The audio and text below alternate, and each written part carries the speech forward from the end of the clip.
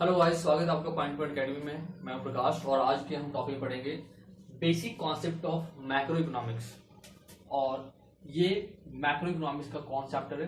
That is chapter 2। तो chapter 2 में हम देखेंगे क्या क्या पढ़ने वाला आज। तो चैप्टर 2 में आज मैं आपको पढ़ाऊंगा मैं कि डोमेस्टिक टेरिटरी क्या होता है, नॉर्मल रेजिडेंट्स क्या होते हैं, प्लस में सिटीजनशिप, प्लस में रेसिडेंटशिप। 4 टॉपिक के बारे में हम डिस्कस करने वाले हैं। हम क्या?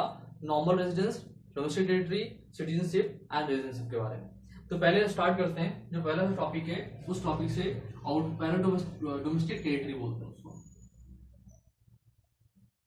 Domestic territory. ये होता है क्या? डोमेस्टिक टेरिटरी का मतलब क्या होता है?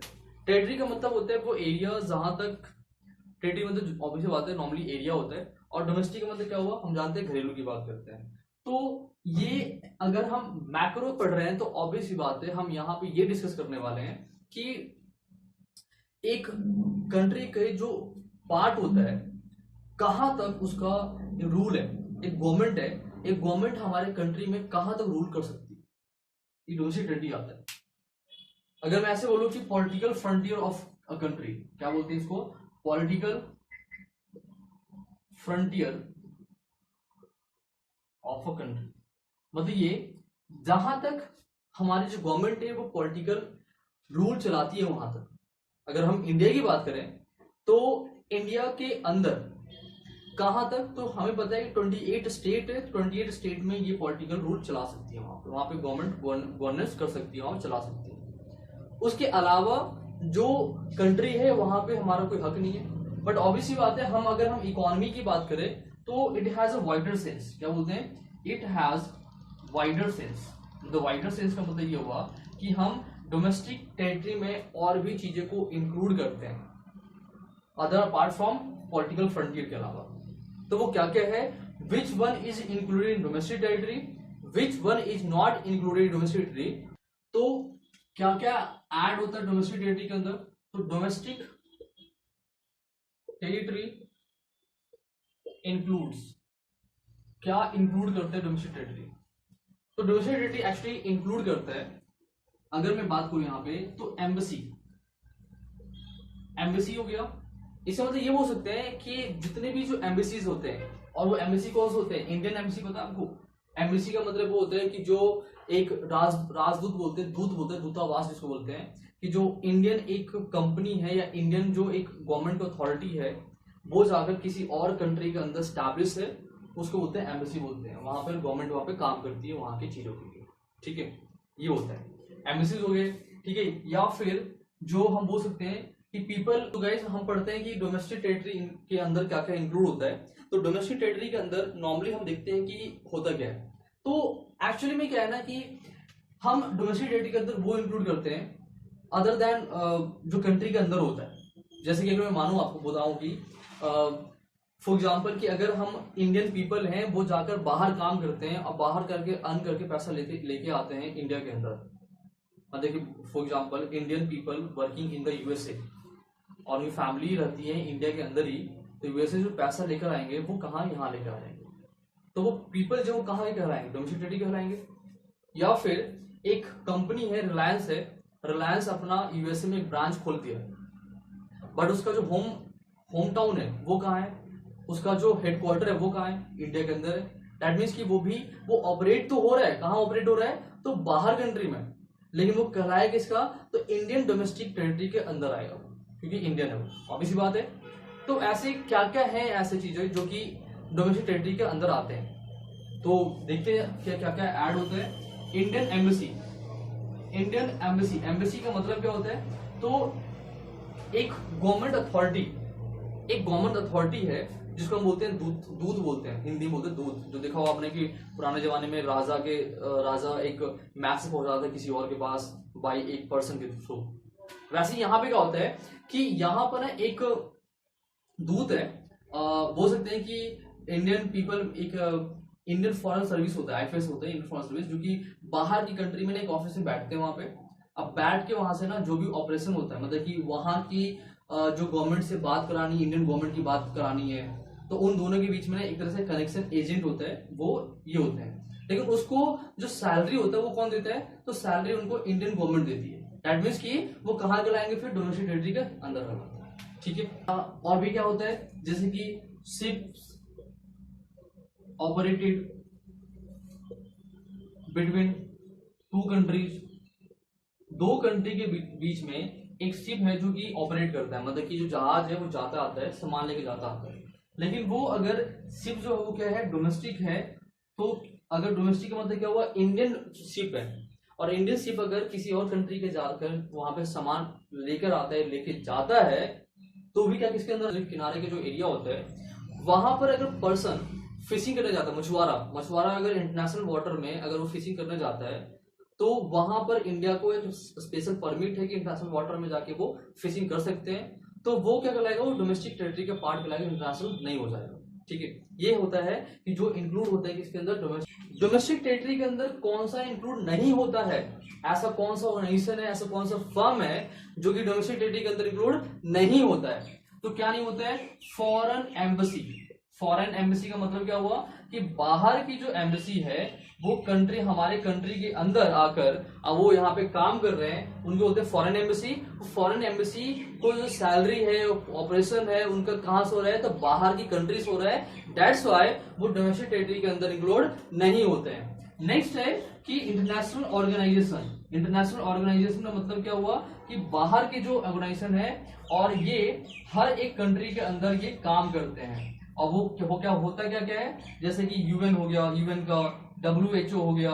ठीक है, ये सारे जो बॉडीज है ना, वर्ल्ड हेल्थ ऑर्गेनाइजेशन, चलो मैं फुल फॉर्म इसका ऐसे, तो यूएन का मतलब यूनाइटेड नेशन और WHO का मतलब वर्ल्ड हेल्थ ऑर्गेनाइजेशन, या फिर military establishment of foreign country. अगर बाहर की कंट्री का मिलिट्री एस्टैब्लिशमेंट अगर हमारे कंट्री में कहीं भी छोटे से पार्ट में है, तो वो डोमेस्टिक टेरिटरी के अंदर नहीं होगा। क्यों? क्योंकि ना तो हमारी सरकार उनको सैलरी दे रही है, ना ही हमारी सरकार उनको कंट्रोल कर रही है, कंट्रोल कहीं और से हो रहे हैं, दैट्स व्हाई ये डोमेस्टिक टेरिटरी के अंदर इंक्लूड नहीं होते हैं। तो इसके जो क्वेश्चन आते हैं ना, वो 1 मार्क्स के क्वेश्चन आते हैं कि कौन सा डोमेस्टिक टेरिटरी में इंक्लूड होता है और कौन सा नहीं होता है। तो ये एमसीक्यूज में आ जाएंगे, और एमसीक्यूज में ऐसे आ जाते हैं कि कौन सा इंक्लूड हो रहा है, नहीं हो रहा है। ठीक है, इसके बारे में नेक्स्ट देखते हैं कि नॉर्मल, नेक्स्ट पॉइंट का नाम है नॉर्मल रेसिडेंट। ये नॉर्मल रेसिडेंट होते कौन है? तो नॉर्मल रेसिडेंट को हिंदी में जैसे बोलते हैं सामान्य निवासी।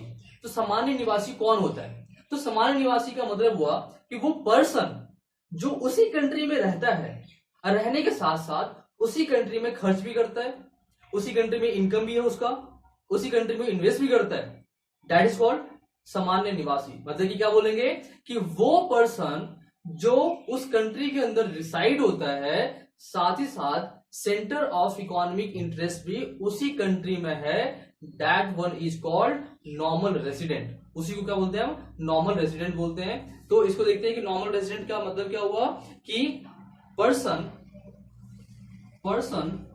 हु reside रहना, reside in that country and their center of economy interest also lie in that country।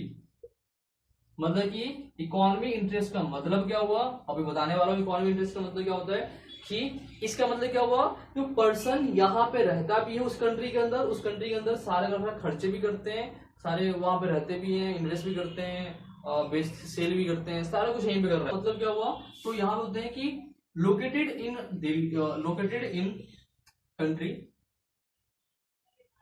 Person उसी के अंदर रहता है, साथ ही साथ क्या करते हैं यहाँ पे, कंजप्शन,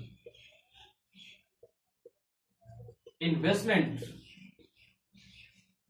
एक्सपेंडिचर, जिसको एक्युमुलेशन बोलते हैं, वो सारा का सारा ना इसी कंट्री के अंदर करता है, इसी कंट्री के अंदर कर रहा है, किसी भी कंट्री के अंदर, that is called normal resident. अगर मैं बात करूं, अगर मैं इंडिया में रहता हूं, इंडिया के अंदर मैं क्या हूं, मैं रह रहा हूं, मैं साथ ही साथ मैं यहाँ पे इनकम भी अर्न करता हूं, यहाँ पे मैं एक्सपेंडिचर भी करता हूं, और अगर मुझे इन्वेस्टमेंट करना है, बाइक खरीद रहा हूं मैं, कार खरीद रहा हूं मैं, घर खरीद रहा हूं मैं, कुछ भी इन्वेस्टमेंट कर रहा हूं, दैट इज पार्ट ऑफ क्या है, इकोनॉमिक इंटरेस्ट कहलाता है। तो मैं क्या कहलाऊंगा, मैं कहलाऊंगा नॉर्मल रेजिडेंट। अगर ये दोनों फुलफिल हो रहा है किसी भी पर्सन से, अगर ये दोनों कंडीशन अगर फुलफिल होता है तो वो क्या कहलाता है, वो नॉर्मल रेजिडेंट कहलाता है, सामान्य निवासी कहला जाता है। ठीक है, ये पॉइंट है आपका। इसके बाद हम देखते हैं रेजिडेंट में कौन होगा। तो नॉर्मल रेजिडेंट में अगर हम बात करें एक पर्सन की बात करते हैं कि अगर वो होता कौन है, तो अगर मैं ऐसे बात करता हूं, मैं यहाँ पे इंटरनेशनल बॉडीज होता, तो नॉर्मल रेजिडेंट में not included in normal resident. Normal resident में कौन इंक्लूड नहीं होते हैं, तो देखते हैं कि फॉरेन टूरिस्ट अगर फॉरेन टूरिस्ट होते हैं वो इंक्लूड नहीं होते हैं। मेडिकल स्टाफ का मतलब क्या हुआ, जैसे कि डॉक्टर हो गए, कौन हो गए, डॉक्टर्स, नर्सेस, अगर ये यहाँ पे आते हैं तो यहाँ पे काम करते हैं, काम कर चले जाते हैं, लेकिन यहाँ पे क्या हुआ, उन्होंने इन्वेस्ट नहीं करते, यहाँ पे रहते हैं लेकिन परमानेंट तो रहते नहीं, यहाँ पे इन्वेस्ट नहीं करते। यहाँ पे इन्वेस्ट के साथ साथ क्या होता है कि वो यहाँ पर एक्सपेंडिचर कंजप्शन भी प्रॉपर नहीं करते हैं। ठीक है, ये पर्सन यहाँ पे नहीं होते हैं। और आपको पता है एम्बेसीज होते हैं, एम्बेसीज नहीं होते हैं यहाँ पे। UN, United Nation organisation, WHO, ये सारे के सारे क्या होते हैं, ये नॉर्मल रेजिडेंट के अंदर ये इंक्लूड नहीं होते हैं। ठीक है, साथ ही साथ होते क्या है, क्रू मेंबर का मतलब होता है कि यहाँ पे मेंबर आते हैं, एज अ वर्कर आते हैं। जैसे कि अगर मैं बात करूं शिप, जो पानी का जहाज होता है पानी का, वो यहाँ पे आते हैं 10 दिन 15 दिन 20 दिन यहाँ पे रहे, तो यहाँ पे बस वो एक तरह से अपना वो फूड कंज्यूम कर रहे हैं, रह रहे हैं, लेकिन वो क्या है कि यहाँ पे इन्वेस्ट नहीं करने के पर्पस आ रहे हैं। तो क्या हो जाएगा कि ये नॉर्मल रेजिडेंट के अंदर ये इंक्लूड नहीं होंगे। ओके, टॉपिक मैं आपको पढ़ा रहा हूं, मैं सिटीजनशिप। ये सिटीजनशिप क्या होता है, सबसे इंपॉर्टेंट टॉपिक आपको पता है, ये सिटीजनशिप जो कि आप लोग सब जानते भी हो। सिटीजनशिप का मतलब क्या हुआ, तो नॉर्मली सिटीजनशिप का मतलब होता है एक पर्सन को एक सर्टिफिकेट मिलना कि वो कंट्री से बिलोंग करता है, किस कंट्री से बिलोंग करता है, उस पर्सन को सर्टिफिकेट मिल चुका है कि मैं इस कंट्री से बिलोंग करता हूं, दैट इज कॉल्ड सिटीजनशिप। ठीक है, उस सिटीजनशिप लेने के बाद ना बहुत सारे वहां के बेनिफिट भी होते हैं। वो कंट्री के गवर्नमेंट जो बेनिफिट देता है वो अपने पीपल को, पीपल कौन होते हैं, जिनको सिटीजनशिप मिल चुका होता है। ठीक है, that is called citizenship. Citizenship मतलब देखते हैं यहाँ पर कि क्या किस किस बेसिस पे बोलते हैं, तो बोलते हैं कि it is a legal concept. Legal का मतलब लॉ होता है, इसके अकॉर्डिंग कॉन्सेप्ट होता है जो बाई, और इनको जो मिलता है, कैसे मिलता है, concept on the place of birth और सम प्रोविजन का मतलब हुआ कि किसी और तरीके से उनको बर्थ सर्टिफिकेट मिल जाना, दैट मीन्स की सिटीजनशिप मिल जाना। पहला, इफ अ पर्सन, कंडीशन बता रहा हूं मैं आपको, if a person born in India gate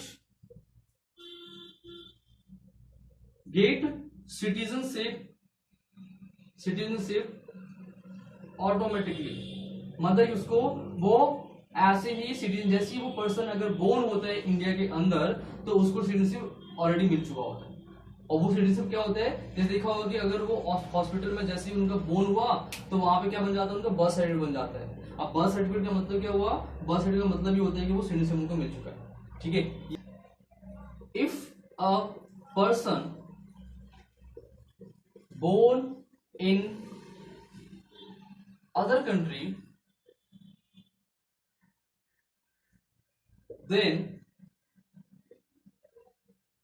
he or she can apply, वो हमारे कंट्री में आकर वो यहाँ पर अप्लाई कर सकते हैं। किस चीज के बारे में, तो सिटीजनशिप के बारे में वो अप्लाई यहाँ पे कर सकते हैं। ठीक है, ये चीज होता है। और अप्लाई कैसे, तो नॉर्मली क्या होता है कि अगर मान लेते हैं कि अगर उनके पेरेंट्स है, वो पेरेंट्स इंडियन है और वहां पे गए थे भाई पिकनिक मनाने, मान लेते घूमने गए, और वहां पे क्या हुआ कि बेबी वहां बोर्न हुआ, तो बेबी बोर्न हुआ तो ऑब्वियसली बात है वो तो इंडियन है, लेकिन उनको बर्थ सर्टिफिकेट बना नहीं उसका।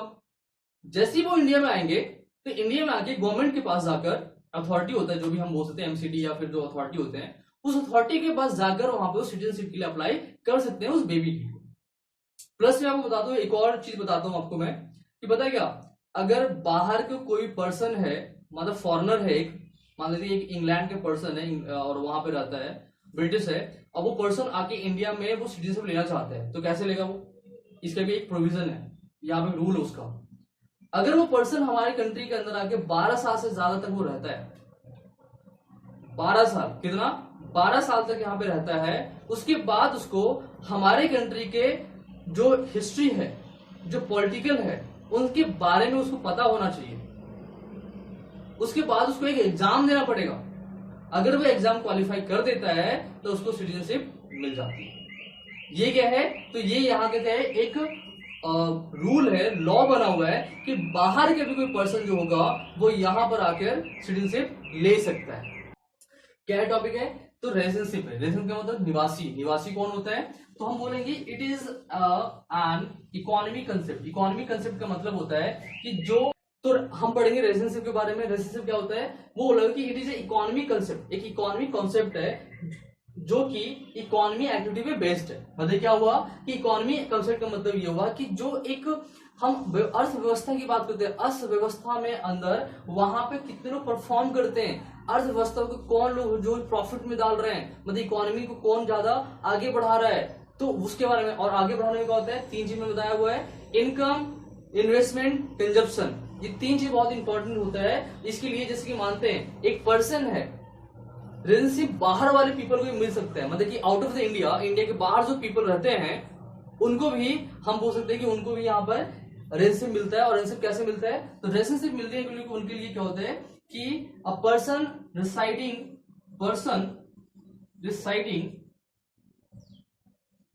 More than